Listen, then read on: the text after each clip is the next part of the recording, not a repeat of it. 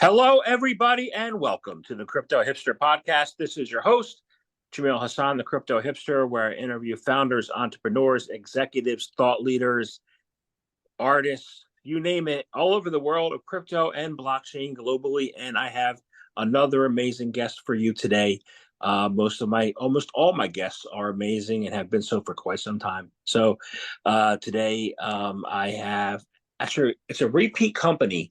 In the past month, I interviewed CEO a month ago. Today I have Mitchell Gildenberg, who is the CTO at Switchboard. Mitchell, welcome. Yeah, thanks so much. I love the energy here. That's awesome. Thank you very much. Yeah, I enjoy it too. So Yeah. No, it's great. Kicks me off. I like it. awesome. Yeah. So let's talk about first of all, the first question I'm gonna ask you is your background. What is your Yeah. background? Is it a logical background for what you're doing now? Sure. So, yeah, I got undergrad and master's, both focused actually in computer security. And I was actually during this time actually in academia, taught the computer security class at University of Michigan for a while. Um, Left that and I did work around the industry a little bit all around Silicon Valley. I ended up working at Google for about 5 years, mostly on network security, kind of following the vein, and working Google hardware. And then I led a team actually on Google Cloud because I loved, serverless systems, things that could just let you, worry about scaling and deploying without having to worry about really the meat of actual physical allocations. And I got into that world and worked on networking security between virtual private clouds. So basically protecting your data in corporate settings or between different services from bad actors. And from that scope, really aligns with self-custody and kind of aligns with the whole blockchain space. And I can go into that a bit more here. Bad actors. What kind of bad actors talking about? Talking about scammer? What are we talking about? Uh, Someone who would actually try to break into your systems, break into your network. Like, so, if you have some exploit or some open port on your network that lets you in on one machine, there's a million ways that you can have cascading effects that they can infect your whole network, take whatever information they want, take whatever value they want. And really, when you are interacting with these higher level applications, it's kind of like a service agreement saying, oh, I'm working with this application. These are the guarantees that I am assuming. Make sure it works that way. I'm the guy who makes sure it works that way. Interesting. Yep. Interesting. Yep. So, with your background now at Switchboard as a CTO, what are you focused on? Yeah. So with Switchboard, we are what we call a permissionless oracle. Anyone can actually go make their own data feeds. I believe Chris covered this last month a bit. But really, what this comes down to is if you actually look at the landscape of DeFi today, I think, what is it, $167 billion in locked volume on DeFi.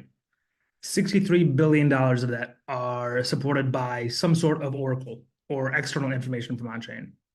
So when people come into the blockchain, they kind of assume that they have full custody of their funds. No one else can control it. But we just showed them through those stats that more than half is actually custodied by these oracles or data providers. So really, it's not so much as code is law as what is actually confident, safe data. So when we think about that, how do you actually verify what's safe data? How transparent are these oracles actually? And that's really a big open question that nobody's really broaching yet. People have, but it's not really broached. And what Switchboard is doing now is we are making a whole verifiable system where even the data is verifiable. Not only that, people can source it from all these other oracles. So even if one oracle has some type of data issue that could be malicious, you can make sure it agrees with all these other oracles and all these other sources. So it's ultimate safety over your funds that control over half of all of DeFi. The difference between good data and bad data. Mm-hmm. What is it? Yeah, no. So imagine this. If you have some type of perp that you're trading, you are measuring liquidations off the price of BTC as the underlying asset. If an oracle says BTC went to zero, all these people that were longing Bitcoin will get liquidated and all their funds will be gone. And in that case, it just destroys these protocols, it destroys these users, and takes funds away and completely misaligns the trust scenario that blockchains are supposed to bring. Even if it didn't go to zero, in actuality, it did. Right. It's basically bad data. And maybe even it might even be the case that these oracles behave properly, and maybe there was some illiquid event on their data source. Let's say that there was only $100 of liquidity of BTC trading on whatever they're getting the price from, and someone just pulls it all out. It's not technically a hack, but it's bad data, and you got to protect yourself from bad data from decentralized points. Okay, that Yeah. makes sense. Yep. I see bad narratives all the time. Mm-hmm. You know, but oracles are supposed to circumvent most of that stuff. So recent advancements in oracles, I'm interested to learn what they are, and then why are permissionless oracles able to offer developers, the opportunity to build whatever they want and need. Totally. So the recent developments in oracles, and I'll go over this first because a lot has actually been developing. So if you're familiar with Chainlink, which I think most people who trade are, and see how the prices update, once every 30 minutes, if the price goes beyond 1% change, they do this because it is really expensive to keep the price perfectly accurate on chain and keep pushing that. That would be a lot of money for these oracles to actually spend to keep the price perfectly up to date on chain. So what they do is if it varies this much, X percent, then they push the update, only if it gauges past some threshold. What's happening now is all these oracles are making their own data layer, and then the users can bring on the most recent value that the oracle actually broadcast. So in this case, you can always get the exact freshest data. So you can really go into like much more high fidelity, much more finely grained data. And in a lot of worlds, this actually lets these protocols let you trade on much higher leverage because you can be much more accurate on prices. So if you can be much more accurate, if you have a very, very skim liquidation price, you need very accurate, very, very, very fast data. So that's why they've always switched to this model. And it really just opens up a lot of new use cases for freedom, for just very fine-grained pricing. Got it. Yeah, I'm familiar with Chainlink. Yep. Sergey Nazarov was my hero until I went to Consensus this past year. Is there a story in that? Was that? Is there a story in that? Yeah, I went to meet him and I said hello and he's like, talk to my assistant. Oh. I was a holder back in 2017, buddy. Oh, yeah, there you go. So I guess he's not doing the next episode. No. Yeah. Okay. Yep. But let's talk about risk management, because you said you wanted to talk about some risk management perspective, when it comes to what are the techniques, what are the risks, what's the latest when it comes to oracles? Yeah, so I say risk management in terms of when somebody is building their platform. Let's say you're building a platform that you want to let people borrow and lend Bitcoin. How do you make sure your users are safe? Because when you want to borrow Bitcoin, when you want to lend Bitcoin and actually, make some money off of lending it, you have to know how much the collateral you're giving will be priced relative to what you're giving. So basically, if you borrow some type of asset, you have to front something in return to the protocol. And how do you measure how much you have to front? Oracles tell you how much. So if those pricings are bad, then your collateral could be almost nothing for borrowing, let's say 100 BTC. So if you're only relying just on one data source, or that data source is a black box, these oracles that you just assume are very, very trustworthy could destroy your company, could destroy your war chest, could destroy your users. You really have to understand what data you're getting. And everyone thinks, oh, it's on chain. I have the full introspection. I have full insight into who has custody. This protocol has custody. No, it's really the oracle, because the oracle is controlling the trade. So if the Oracle has some, not saying that the protocol has bugs, I'm saying if the data is not fully transparent or not kept up to date, you are at risk. So what Switchboard does is we make a medium to bring all of these Oracle sources together and make sure that those come into consensus first to take that bottleneck and risk away. Interesting. And Mm-hmm. you guys do the push pull, and there's one other method that you created too. Yes, the callback method, but that one's a little more complex. Usually people opt for the pull one because it's the cheapest one and it covers most of the security cases based on how you uh, actually implement it. But that's more so for the people developing these protocols, not so much the users. Got it. I Yeah. would think, or I want the pull data to work for me. What's that now? As a user, I would want the pull data to work for me, so I can get anytime I. Yes, basically that's where all of the oracles are going now. Chainlink just offered one. They're still in a private beta. I think you have to get permission to access. I believe GMX is their one customer on it right now.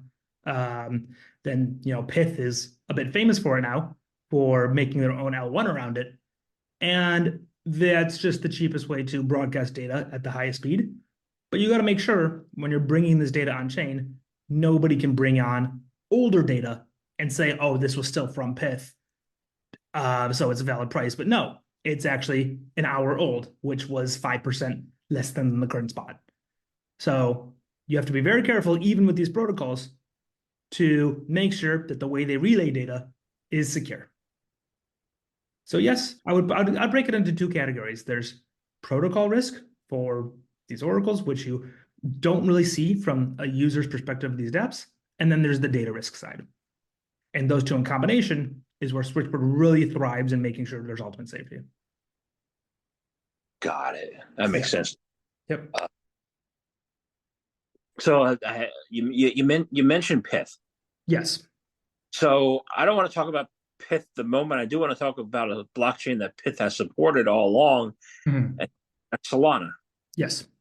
So, and then when you talk about data, you talk about like I don't know what it was, but it was on Telegram, and I saw all the feeds from all the tens of thousands of meme coins, like up to the minute, and I'm like, I don't know what to think of it. So most meme coins are on Solana. So I want to find out what's going. The latest is on the Solana network, and I guess Pith's relationship with them and what's going on in Solana. Yeah, definitely. So I would say Solana is definitely our home base. We have a lot of our clientele on Solana, most of our volume. I think we have about $2 billion locked using Switchboard on Solana right now.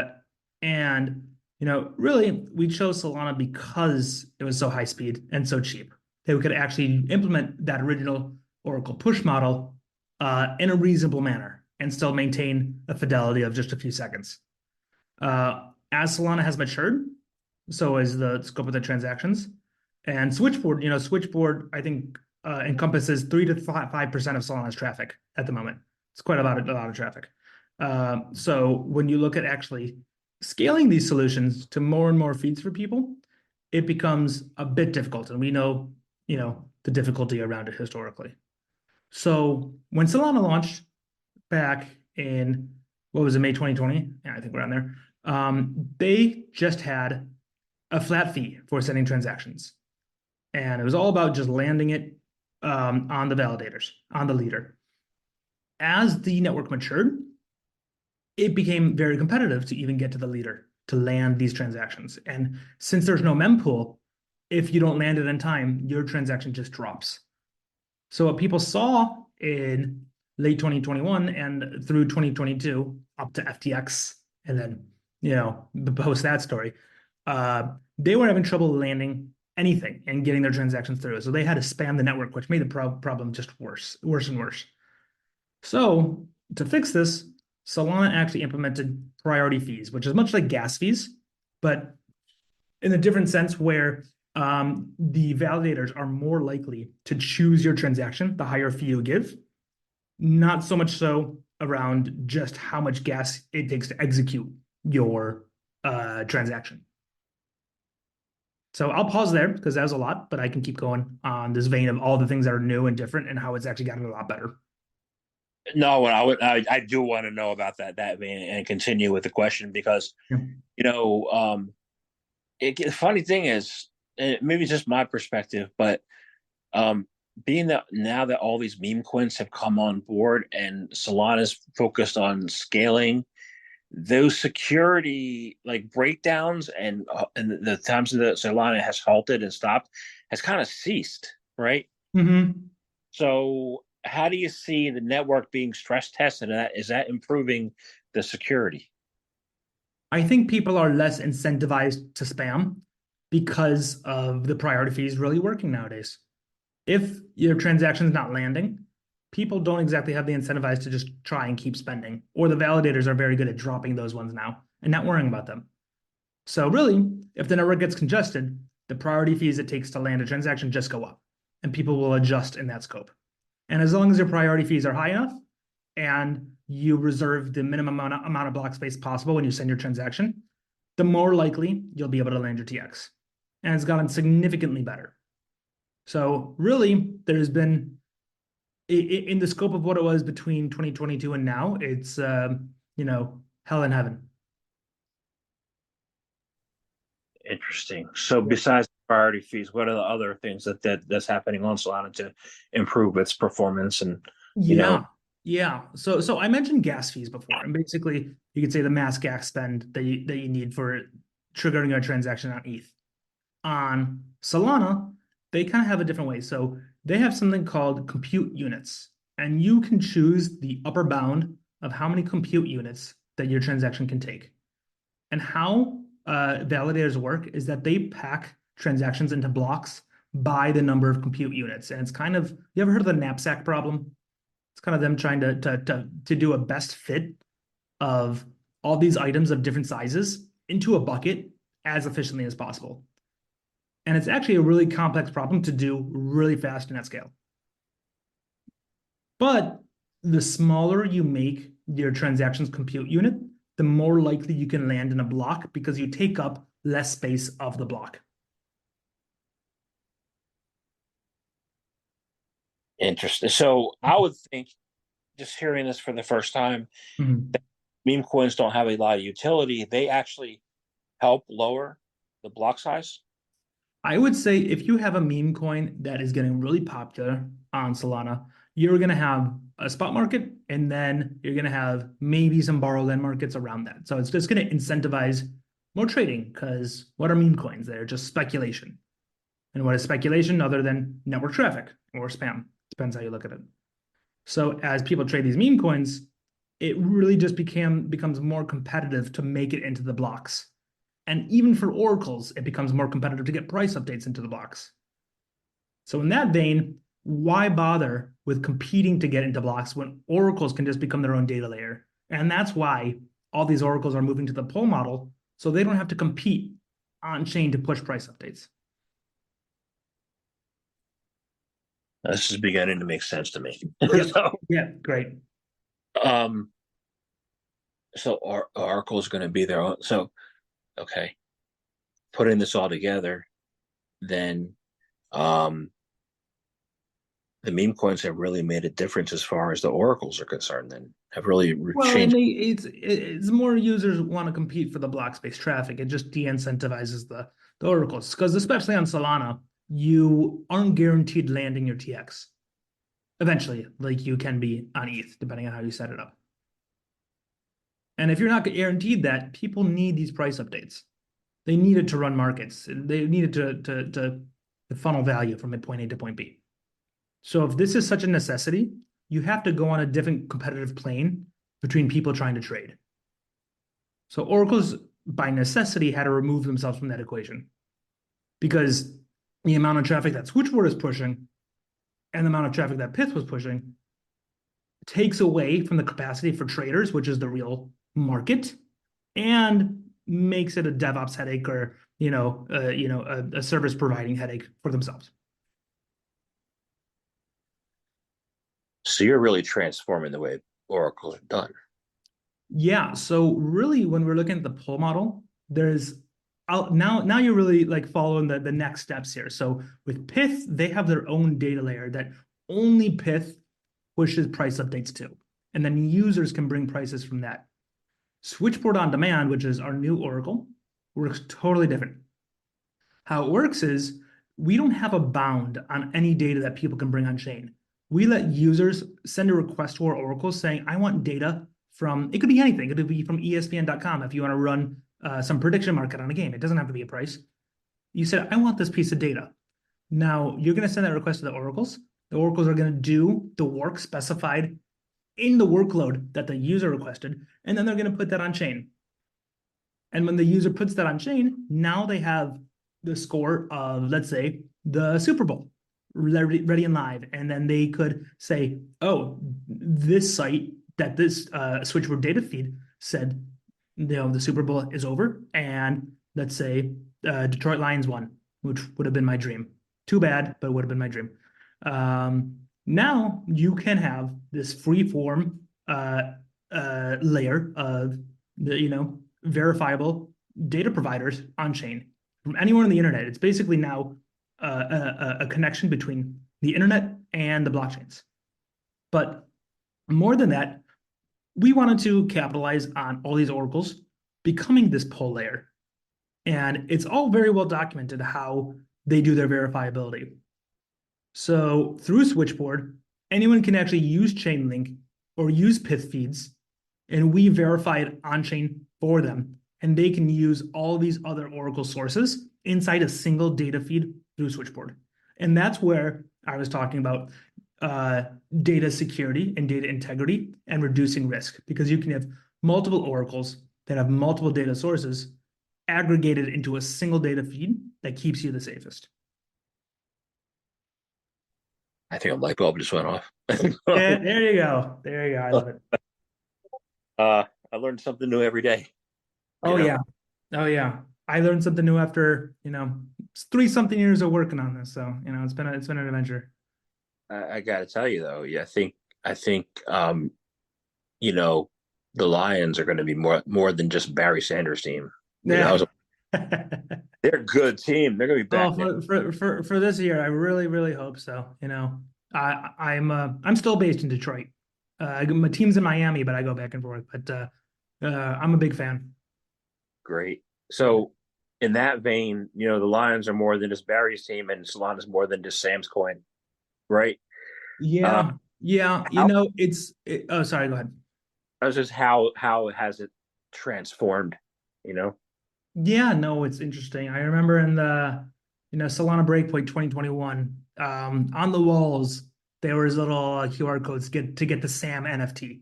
It's very much a meme, or he was almost like a mascot in the day for it, And you can become a mascot, it's for him, he was a personality, and it really was. And then that was also some of the character he was playing, He played into that, and he admitted to playing into that for this vibe, for this type of persona that was really attracted to that. In the sense that it's his coin, he never developed it.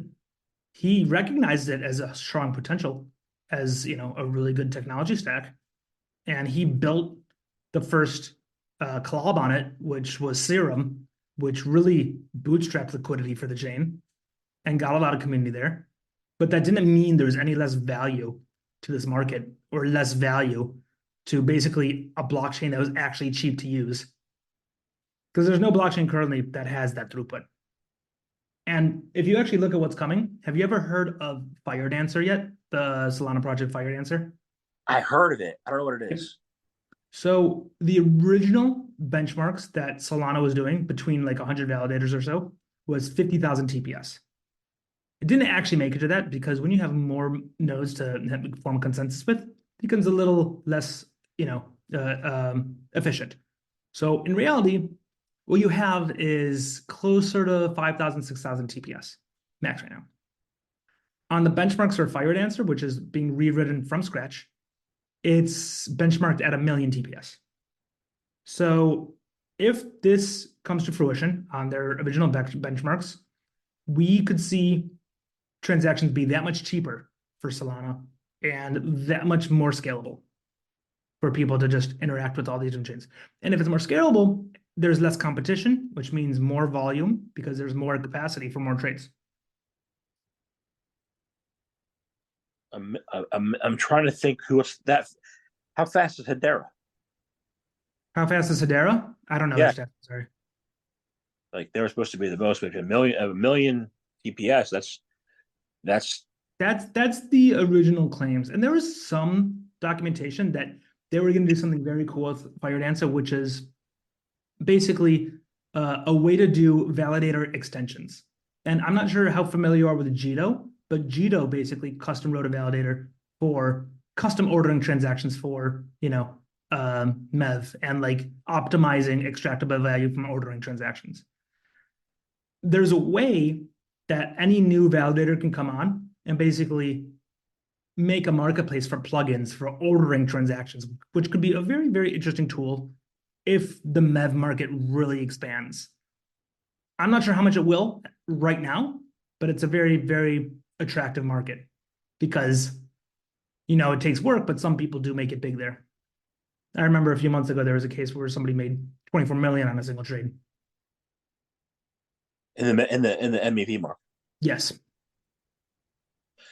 I've only heard things about the risks in the MEV market and the concerns that it was. Yes, there's plenty of concerns, because they could be sandwiching user trades, which could be, a malicious act if you're, targeting these unbeknownst actors, and they have basically on the UI of, let's say, Radium, they believe they're buying something at $50, and then someone could try to sandwich them and make them buy it for $70.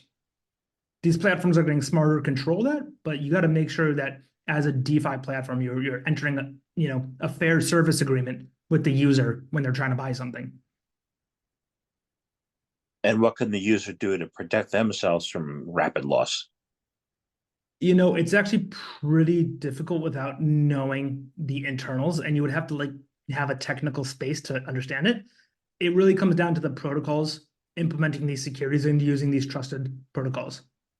Because even if they're advertising a price, there could be not even slippage because it's up to these trades that happened beforehand that could alter the price, but making sure that you have a min and max range that you're willing to buy an asset at, because then you're protected from slipping across from that. And Switchboard can help with that. Switchboard can help with the data sourcing.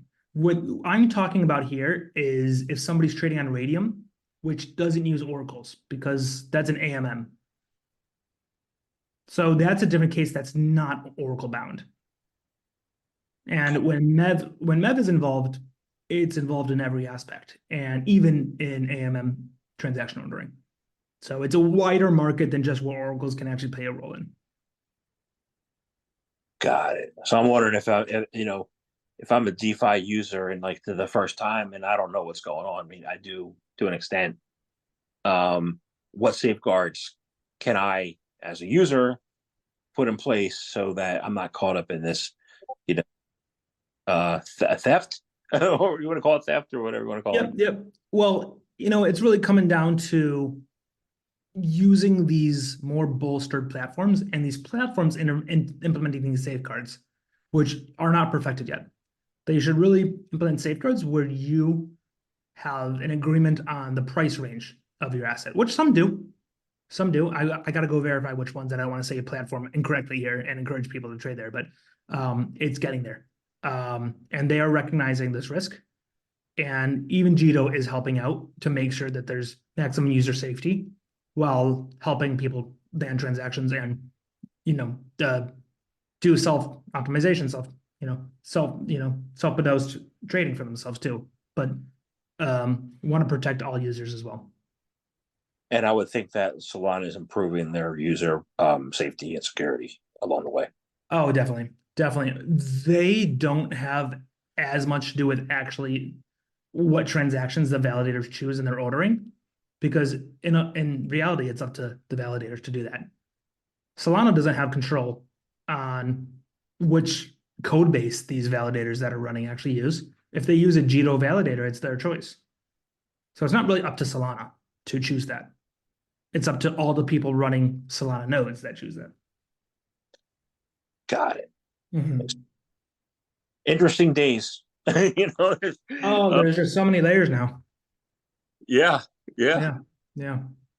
Um, I really need to improve my tech chops. I haven't, you know, Well, maybe we can do some live action walkthroughs of these at some point.